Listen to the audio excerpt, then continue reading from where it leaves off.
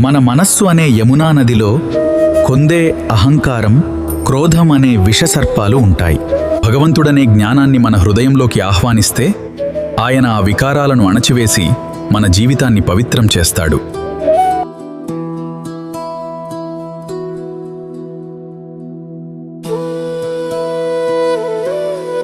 రే శ్రీదామా, చూడు ఈసారి బంతిని ఎంత దూరం విసురుతానో. వావ్, చూడు ఎంత ఎత్తులో ఉంది. నేను పట్టుకుంటా. అబ్బో శ్రీదామా, సూపర్ క్యాచ్. చూద్దాం కృష్ణ, నువ్వు విసిరిన బంతిని నేను పట్టుకోలేకపోతే ఒట్టు. అరే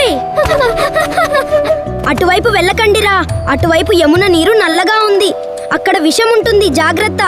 అయినా భయం ఎందుకు మిత్రమా, మన ఆట ముందు ఏ విషమైనా దిగదుడుపే. బంతి వేగంగా వెళ్లి విషపూరితమైన మడుగులో పడుతుంది.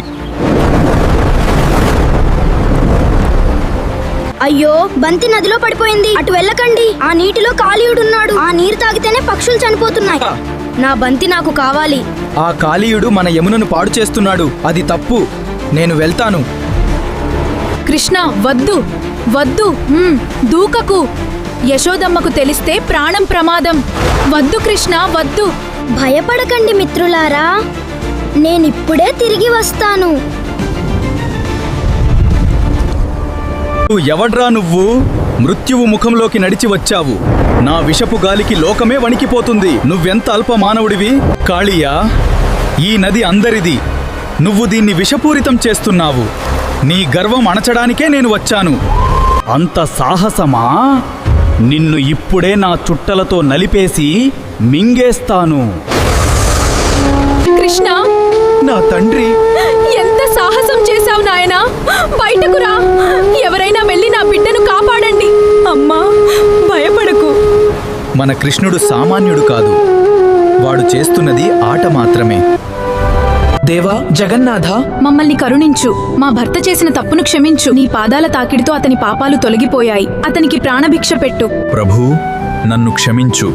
నా విషం నా గర్వానికి కారణమైంది. నీవు సాక్షాత్తు పరమాత్మవని తెలుసుకోలేకపోయాను. కాళీయా, నీ తలపై నా పాదముద్రలున్నాయి, ఇక గరుత్మంతుడు నిన్నేమీ చేయడు. నీ పరివారంతో సహా వెంటనే ఈ యమునను విడిచి సముద్రానికి వెళ్ళిపో. ఈ నీరు మళ్లీ నిర్మలంగా మారాలి. నీకు శుభం కలుగునుగాక. చిత్తం ప్రభూ, అలాగే చేస్తాను. జై శ్రీకృష్ణ, జై జై శ్రీకృష్ణ. జై శ్రీకృష్ణ. గోవింద హరి గోపాల నందబాల యశోద నందనుడికి జై.